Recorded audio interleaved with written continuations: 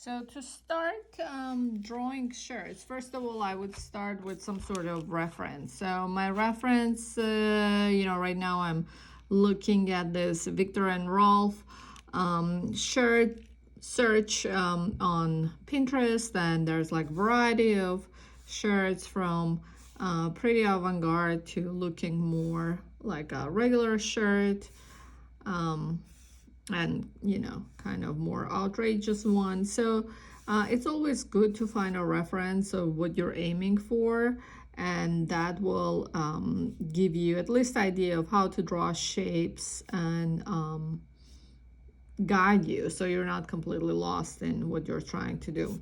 So for me, I'm gonna find this inspiration that I feel it's kind of in between. It's not that crazy, but at the same time it gives me enough interest, so it looks more like a regular shirt, but it has that interesting bow and very exaggerated. So I'm gonna I'm gonna use this as an inspiration, and since I'm using it more for illustration inspo, it's not a design class, I'm gonna be a little bit more free with it. So for this shirt, again, you want to make the hair a little bit kind of not crazy, I would say, because then if you do a very kind of detailed avant-garde shirt, it might compete with your design, but again, it's up to your interpretation. And a couple of things, some people like to design and draw with their mechanical pencil. Some people like more of a artistic approach, like regular pencil. I tend to like to draw with regular pencil, Caran d'Ache brand, but for details I like to use the thin one, so I can get into stitches and seams, and if I need to think them through.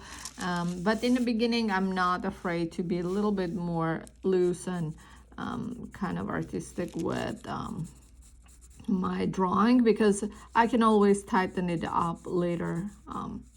So right now I'm doing a little bit more kind of like conservative hair, like a bun or something. I can do a little bit kind of looser hair strands, like the model on the picture had.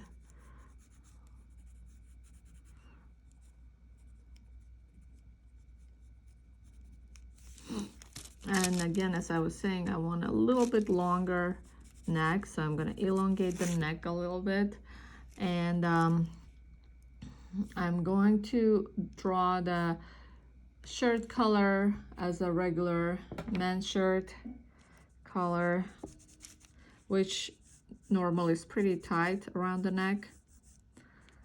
And this particular one has a color stand too, which is nice. So here you want to make sure it wraps around the neck.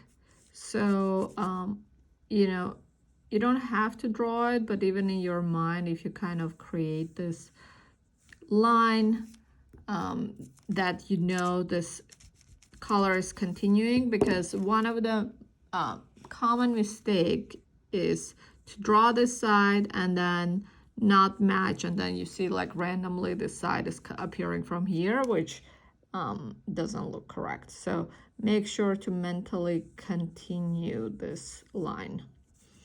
And then it comes here, then also they sort of come up to one point, the color stand, just a little bit of distance. And I'll also make sure that these parts are similar in the width. So this part is equals to this, even though it might be a little bit at the angle, so it looks not precisely the same. But if you're drawing symmetrical, if you're doing asymmetrical, make sure to do it extreme asymmetry, that it's very obvious. I'm gonna actually take red pencil to show what I'm talking about.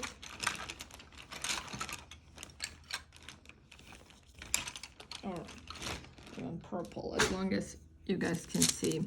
So if you want to make it not equal size, you can do this, like make it extremely unequal. But if it's just a tiny bit not equal and you're saying, oh, it's asymmetric, it doesn't quite work because it just starts looking like it's a mistake. It doesn't look like it's intentional. So then I'm referencing my bow detail on the shoulder, and in fashion what you want to do is use exaggeration technique a lot. So basically exaggeration is doing something with very small right next to something big. So here I'm gonna do this extremely big bow shape, and I'm carefully examining also the silhouette because that gives me a really good idea of you know, the texture, because what I'm doing, I don't know if you guys can see here, I'm breaking my line a little bit so it has some angular edges, and the reason is because cotton is very crisp. So when it's crisp, it has all this beautiful kind of folds and break lines. So it doesn't fall as smooth and flowy as silk, and that's kind of a very specific characteristic of cotton fabric. And you don't want to lose it. You want to make sure you have that, and you have those breaking points, because that gives you that crispiness of cotton.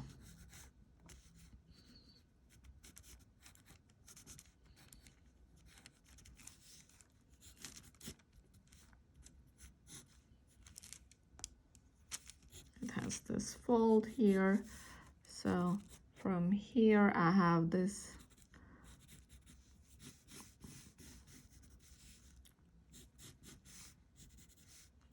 plank, hidden plank, I guess. And then from here, it's a normal shoulder, almost like a little bit with a shoulder pad here, which means it's slightly extended. And don't forget, if you have folded arm, you're gonna have those folds at the elbow. So here it's gonna be smooth, and you're gonna have folds on the inner corner. And then here you have a little bit more cotton lines breaking. Here you have the cuff.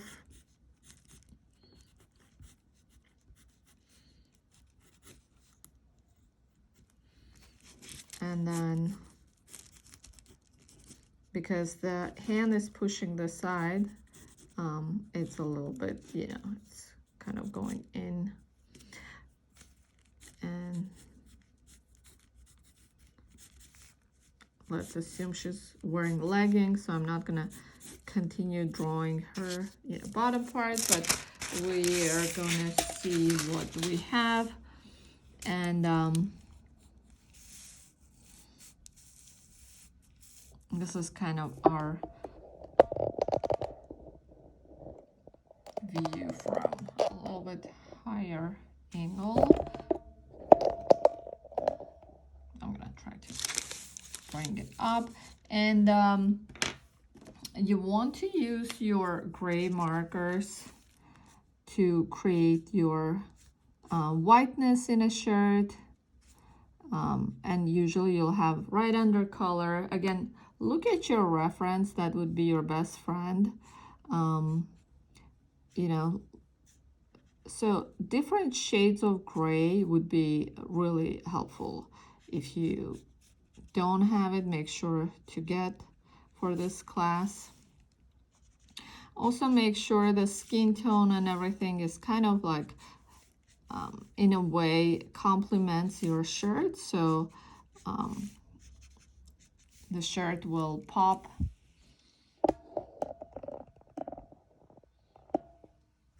Here, I'm gonna do like this. And right now I'm doing this on a tracing paper, so it's not real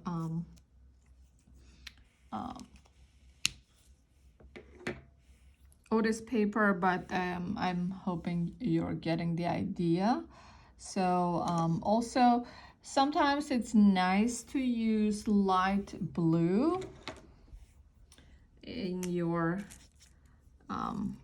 shirt if you want that super kind of crispy look. I wouldn't do it a lot, it's just a little bit, not to make it blue, but to kind of go right over gray and have that a little bit of bluish tone, kind of blending that blue, because that gives that very fresh kind of well starched men's shirt effect. It gives it very nice look.